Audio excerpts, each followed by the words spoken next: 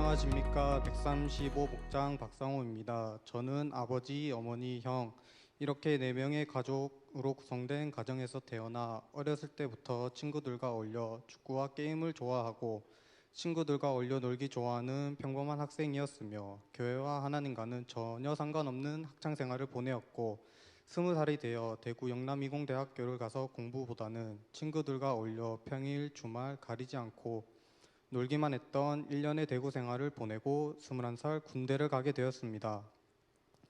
군대에서 많은 생각을 하다 진로를 바꿔야겠다는 생각을 했고 축구를 좋아하는 저는 축구팀 재활치료사를 해야겠다는 마음을 먹고 저녁 후 다니던 학교를 자퇴하고 24살에 포항대학교 물리치료과에 입학을 하였습니다. 새로 들어간 대학교 생활은 공부는 어려웠으나 흥미가 생겼고 과 사람들과도 너무 잘 지내 학과 체육부장 및 과 대표를 역임하며 학교 생활에 잘 적응하였습니다. 그렇게 1학년 학교 생활이 마무리될 무렵 지인을 통해 지금의 여자친구 유정민을 알게 되었고 만나게 되었습니다. 근 1년간 좋은 만남을 유지해 가던 중 어느 날 여자친구가 저에게 교회 한번 같이 가보자라고 말했습니다. 처음에는 매주 수요일, 토요일, 일요일 한 번도 빠지지 않고 교회를 가는 여자친구를 보며 혹시 그것이 알고 싶다에 나올 법한 사이비 교회가 아닌가 의심이 들었고 내가 직접 가서 확인해 보고 싶은 생각에 일단 수락을 했습니다. 그렇게 여자친구와 같이 포정침에 처음 가보았는데 생각보다 교회가 엄청 커서 놀라웠습니다. 주변 경치도 좋았고 시설도 깔끔하며 무엇보다 교회 안에 풋살장이 있다는 것이 축구를 좋아하는 저는 너무나 좋았습니다. 그렇게 여자친구를 따라 달에 한두 번 정도 교회를 가다 보니 저에게도 목장을 들어가는 것이 좋겠다는 권유를 받았고 저는 낯을 많이 가리는 성격이라 목장은 필요 없고 예배만 드리러 가고 싶다 말하였으나 이 교회는 목장에 소속되어 있지 않으면 교회 다니기 힘들다고 하여 그러면 속으로는 이제 교회 안 다닐게 라는 생각을 하였지만 그렇게 말하면 여자친구가 싫어하는 걸 알기에 알겠다고 하며 울며 겨자 먹기로 목장에 들어갔습니다. 목장에 소속이 되고 나서부터 교회 가는 것이 더 부담스러워졌고 교회 가는 것을 멀리하였습니다. 교회를 드문드문 가던 중 어느 날 여자친구는 자기 목자인 희연 누나가 저를 만나보고 싶다고 말하였고 후에 희연 누나를 만나 처음으로 복음을 듣게 되었습니다. 복음을 듣고 난 후 교회와 목장에 대한 마음이 아주 조금이나마 열리게 되었습니다.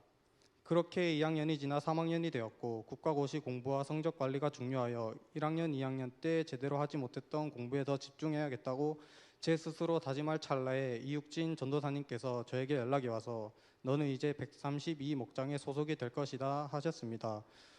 저는 속으로 목장 생활은 부담스러운데 라고 생각하였으나 전도사님의 열정적인 행동과 말에 차마 거절하기 어려워 승낙을 하였습니다. 그렇게 132 목장에 소속되어 교회를 가보니 나보다 나이 많은 형들도 있고 축구를 좋아하는 사람들이 많아 공감대가 형성되어 목장이 조금이나마 편하게 느껴졌습니다. 전도사님은 저에게 매일 평일에 따로 만나 새신자 훈련 교재로 저에게 복음을 알려주셨고 전도사님의 열정적인 모습에 저는 집중을 안 할 수 없었으며 듣다 보니 뭔가 전도사님 말이 맞는 것 같기도 하고 아닌 것 같기도 하여 머리가 혼란스러웠으며 뭔가 세뇌되는 느낌을 받았습니다. 그렇게 일주일에 한 번씩 만나며 새신자 훈련 교재로 복음을 들었으나 그 당시 학교 생활에서 성적이 가장 중요시되는 학기에 공부를 하다 보니 교회와 복음보다는 학교 성적이 더 중요하다고 생각하였고 그렇게 복음에 대해 큰 관심을 없는 상태에서 시간이 지난 후 여름 수련회에 참석하게 되었습니다. 복음을 들으며 마음으로 믿어지기보다는 머리로 이해되는 수준에 그치며 여름 수련회를 마무리하였습니다. 그렇게 뜨문뜨문 교회를 다니며 학기가 다 지나갔고 국가고시 시험 합격 후 올해 초 132 목장에서 135 목장으로 이동하게 되었습니다. 새로운 목자인 은신이 형은 평소에 풋살도 같이 하며 남들보다 친하게 지냈었고 분가되는 목장 사람들 역시 그전 목장에서 잘 알고 지내는지라 목장 분가되는 것이 긍정적으로 느껴졌습니다. 수련회를 준비하여 몇 번의 만남을 가졌고 긍정적인 마음을 가지고 겨울 수련회를 참석하게 되었습니다. 수련회 중 여자친구가 구원 간증을 했는데 간증을 듣기 전까지만 해도 하나님에 대한 긍정적인 마음이 있었습니다. 그런데 간증을 들을 땐 좋았는데 듣고 난 후 어둠이 뒤덮였습니다. 예수님을 확실히 믿는 여자친구와 나는 큰 벽이 있다는 생각이 들며 교회를 떠나야겠다는 생각까지 했습니다. 그렇게 어둠이 쌓인 채로 수련회를 참석하던 중 목사님은 20대를 위한 기도를 할 테니 앞으로 나오라 하셨고 은신이 형이 같이 나가자고 해서 큰 기대 없이 앞으로 나갔습니다. 그래 이번에만 같이 나가서 기도하고 저녁에 집으로 가야겠다는 생각을 하며 나가서 기도를 했습니다. 생명력을 주세요. 수련회를 통해 구원받게 해주세요. 이 두 가지를 속으로 기도하다가 목사님이 소리내어 기도하라고 하셔서 소리내어 기도하였습니다. 하지만 아무런 변화는 없었고 그렇게 기도를 하던 도중 목사님께서 하나님이 필요하다고 소리내서 고백하라 하셨고 저는 목사님이 하라는 대로 하나님이 필요하다고 큰 소리로 말하며 기도하였습니다. 그 순간 저에게 정말 말로 표현할 수 없을 만큼 가슴에서 뜨거운 무언가가 느껴졌고 편한 자세로 기도하고 있던 저는 누가 시키지도 않았는데 자연스럽게 무릎 꿇고 머리를 땅에 박으며 기도하게 되었습니다. 저는 의지적인 기도가 아닌 무언가에 이끌려 이런 고백이 나왔습니다. 하나님이 필요합니다. 여자친구도 필요 없고 세상 모든 것도 다 필요 없으니 하나님 오직 하나님만 필요합니다. 하나님이 필요하다고 말하는 순간 하염없이 눈물이 흐르고 기도 시간이 끝날 때까지 계속 하나님만 필요하다며 말하며 시간 가는 줄 모르고 기도하였습니다. 기도 시간이 끝나고 강의를 듣는데 이전과 다르게 부정적인 생각이 하나도 나지 않고 마음이 편안했습니다. 수련회장을 떠날 생각만 하던 나였는데 마음과 고백이 이렇게 바뀔 수 있을까? 신기하였고 성령님이 진짜 나에게 일하여 주셨음이 확실하게 느껴졌습니다. 그 후 강의를 듣는데 말씀이 전부 다 받아들여지기 시작하였습니다. 로마서 6장 11절 이와 같이 너희도 너희 자신을 죄에 대해서는 죽은 자요 그리스도 예수 안에서 하나님께 대하여는 살아있는 자로 여길지어다. 내일 있을 복음 시간에 이 마음 이대로 이어가서 구원을 받고 죄에 대해 죽은 자가 되어야겠다는 마음을 가졌습니다. 요한복음 3장 16절 하나님이 세상을 이처럼 사랑하사 독생자를 주셨으니 이는 그를 믿는 자마다 멸망하지 않고 영생을 얻게 하심이라. 이 말씀을 들으면서 내가 정말 죽을 죄인이었구나. 나를 위해 십자가에 못 박히시고 부활하신 예수님을 지금까지 무시한 채 살았고 교회를 다니면서 머릿속으로는 알고 있으니 내가 진짜 죽을 때쯤 예수님을 믿어야겠다는 바보 같은 생각을 하던 제 자신이 너무나 어리석게 느껴지며 나를 사랑하셔서 죽어주신 십자가 사랑이 믿어졌고 증거로 보여주신 부활까지도 확신이 되었습니다. 이 사실이 깨달아지니 하나님께 정말 죄송한 마음이 들었습니다. 지금까지 믿지 않았던 것이 너무 죄송스러웠고 하염없이 눈물이 흘렀습니다. 이제는 하나님을 내 주인으로 모시고 주님으로 섬기겠다고 말하고 저는 지금 이제 죽어도 여한이 없을 정도로 내가 사랑했던 모든 것이 내려놓아지고 하나님만 보이게 되었습니다. 저는 복음을 듣기 전부터 마음이 열려 예수님을 믿고 싶다는 마음으로 가득 차 있었고 복음을 전하시는 내내 눈물이 흘러서 목사님의 말씀들이 다 믿어졌습니다. 복음을 모두 전하신 후 목사님께서는 예수님을 구원자와 주님으로 받아들이기로 결단하는 사람은 앞으로 나오라고 하셨습니다. 저는 나의 주인이신 주님과 빨리 대화를 하고 싶은 마음이 너무나 강하게 들어 바로 결단의 자리에 나가 기도를 드리며 예수님을 나의 구원자와 주님으로 받아들이겠다고 결심했습니다. 내가 지은 죄를 예수님은 다 용서하시고 오직 믿음만이 구원의 길이라는 것을 머리가 아닌 마음으로 믿어지며 결단의 자리에 나가서 울며 기도하는데 하나님께서 제 이름을 불러주시며 믿어줘서 고맙다 라고 말씀하시는 것 같았습니다. 그 순간 목 놓아 예수님께 말했습니다. 구원해 주셔서 감사합니다. 어제까지만 해도 교회를 떠나겠다는 생각을 한 저를 구원해 준 것에 대한 감사함과 죄송함이 공존하여 계속 기도하였고 27년 동안 예수님을 믿는 시간이 많이 있었는데 항상 나 자신만을 생각하며 하고 싶은 대로 행동했던 것이 너무 죄송하며 계속 회개를 했습니다. 그러자 하나님께서 괜찮다라는 마음을 주셨습니다.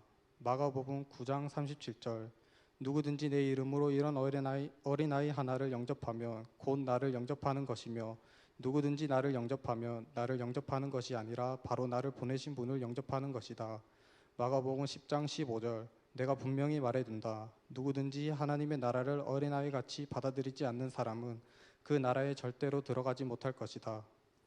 하나님의 사랑은 정말 지금까지 살면서 느꼈던 인간적인 사랑과는 차원이 다른 사랑임을 느끼며 구원에 대한 감사함과 죄송한 마음으로 어린아이처럼 하나님께 기도드렸습니다. 그렇게 하나님의 은혜를 충만하게 받고 수련회를 마무리한 후 집으로 돌아가는 길에 많은 생각이 들었습니다. 예수님을 믿고 나서 이전까지 복음을 전한다는 것을 단 한 번도 생각한 적 없었지만 예수님을 믿고 난 후 내게 정말 소중한 가족들에게 꼭 복음을 전해야겠다는 생각이 들어 집에 도착하자마자 부모님께 수련회 때 있었던 모든 일들과 복음에 대한 말씀을 드렸고, 수련회 다음 주가 설이었는데 이제부터 제사를 지내지 않겠다고 단호하게 말씀드리니 처음에는 신기하고 몹시 당황하였으나 너무 당당하고 설득력 있게 말하는 제 모습에 우리 집안에 아무도 교회 다니는 사람이 없는데 작은 아들이 성도가 됐다며 이왕 교회를 다니기로 한 것 안팎으로 본을 보이며 교회를 잘 다녀보라는 존중과 응원을 해주셨습니다. 교회를 다니지 않는 부모님들로부터 뜻밖의 말을 듣고 부모님도 나와 함께 교회를 다니며 예수님을 믿을 수 있겠다는 작은 희망이 보이기 시작했습니다. 부모님과의 대화를 통해 성령님이 내 안에 살아계시고 강하게 일하실 때 불가능은 없고 모든 일을 다 할 수 있다 라는 큰 믿음을 받게 된 계기가 되었습니다. 그 후 저는 복음 신방을 잘 받았고 포항시티병원에 취업도 했습니다. 처음 구원을 받았을 때는 구원이 전부인 줄 알았는데 그것이 아닌 것을 말씀을 들으며 알게 되었습니다.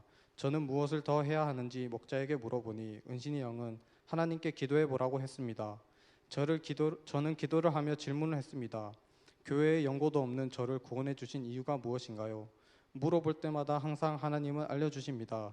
복음 전파라는 마음입니다. 나는 나를 복음 전파를 위해 구원해 주셨음을 확신하며 이제는 기도와 말씀으로 성령 충만의 자리로 나아가 주위 사람들에게 복음을 전하겠습니다. 항상 열정 넘치는 주일 예배로 말씀 전하시는 김중식 담임 목사님 감사합니다. 청년 예배와 찬양으로 마음 만져주시는 김종원 목사님 감사합니다. 저의 첫 목자이신 이육진 전도사님, 열정 넘치시게 복음 전해주시던 모습은 아직도 머릿속에 잊을 수 없습니다. 선교 가시기 전까지 좋은 시간 교회에서 함께 보내요. 감사합니다. 첫 양육자이신 준용이 형 감사하고 미리 결혼 축하드려요. 아무것도 모르는 상태에서 처음으로 복음 알려주셨던 희연 누나, 항상 살갑게 대해주는 명민이 누나 감사해요. 은신이 형, 135 목장 식구들, 수련회와 잠포, 지금까지의 목장 모임을 통해 점점 관계가 형성돼가는 모습을 보며 내가 이 목장의 일원인 것이 자랑스럽고 앞으로도 좋은 관계가 형성되어 목장과 교회 세우는 일에 서로 돕고 의지하며 포중친 최고의 목장이 될 수 있도록 헌신하겠습니다. 감사합니다.